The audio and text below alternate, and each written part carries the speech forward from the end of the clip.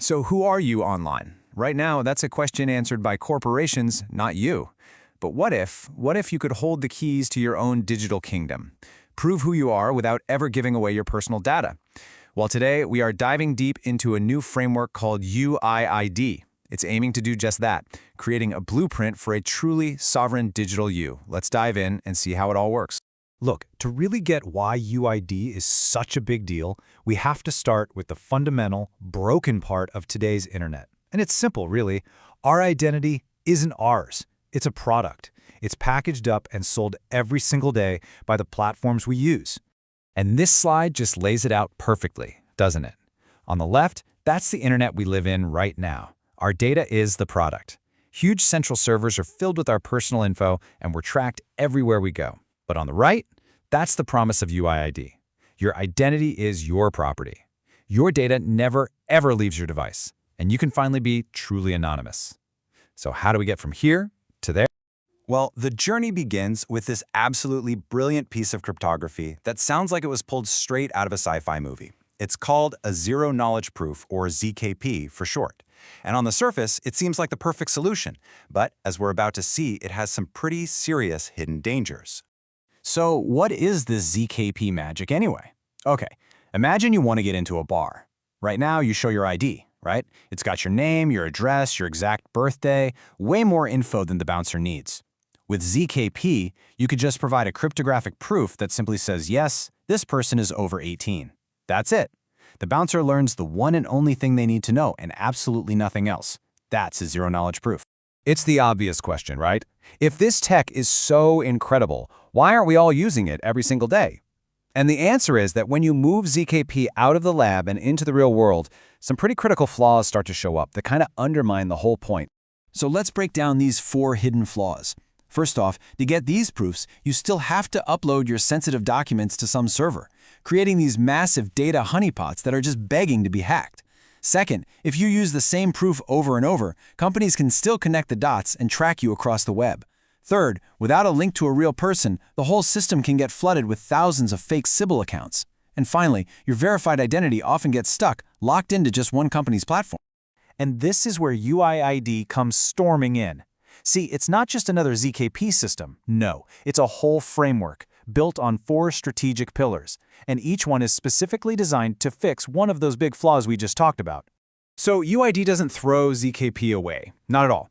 It actually builds on it. It perfects the technology with 4 key strategies designed to finally make it secure, private, and, actually practical. So let's break down each one.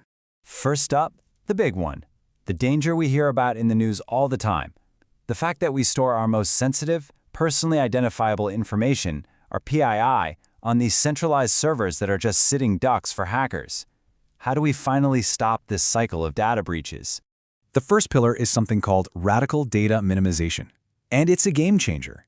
With UID, all your sensitive stuff, your passport, your driver's license, it lives in a secure identity vault right on your own device.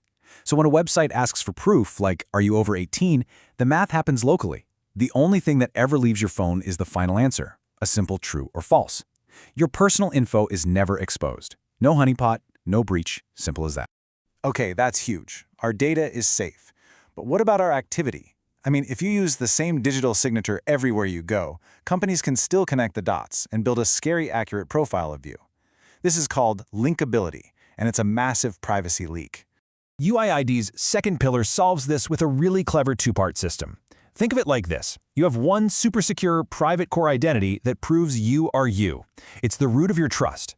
But for every single thing you do online, social media, shopping, gaming, you generate a brand new, totally unique alias.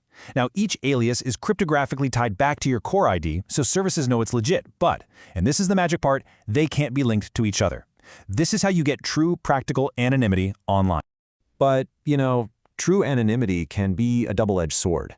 If anyone can be anonymous, what's to stop one bad actor from spinning up thousands of fake accounts to manipulate online polls, or spread disinformation, or scam reward systems? This is what's known as a Sybil attack. Pillar number 3 is the answer, unique verifiable credential binding. It's a bit of a mouthful, but what it means is that UID can link your core ID to a real-world credential, like a government ID, but in a completely private way. The system can then use a zero-knowledge proof to confirm that you are a unique human being without ever revealing who you are. This is so crucial. You can prove you're a real person, which guarantees one person, one voice, but you never ever have to sacrifice your anonymity to do it. And finally, let's just talk about plain old convenience. We've all been there, right? Uploading your driver's license or passport over and over and over again for every single new app or service you want to try. It's not just annoying, it's inefficient, and it's risky. The fourth pillar solves this with something called sovereign portability. Once you've proven something about yourself, like, hey, I'm a unique person, or I have a great reputation on this other platform, that proof travels with you. You can join new services across the entire ecosystem instantly, carrying your verified status and your reputation with you.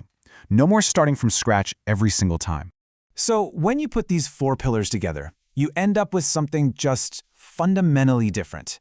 You move from an internet where your identity is basically rented out to one where it's something you actually truly own and control. This slide just brings it all home. It puts everything we've talked about into one clear picture. For every critical flaw in standard ZKP, UID has a direct solution with a real benefit for you. Worried about data honeypots? Boom. Radical data minimization means your info never leaves your device. Tired of cross-site tracking? Infinite aliases give you true, unlinkable anonymity. Sick of fake accounts and bots? Verifiable credential binding ensures one person, one voice. And fed up with platform lock-in? Sovereign portability means your reputation finally follows you. Now, this isn't just some small technical upgrade. This whole framework, it's really the cornerstone of what the source material is calling the Web 4 era, an internet built from the ground up on the principle of user sovereignty. And really, that's the main takeaway here. At the end of the day, what UIID is really all about is taking the complicated, powerful theory of zero-knowledge proofs and turning it into a practical, user-friendly tool that anyone can use every day.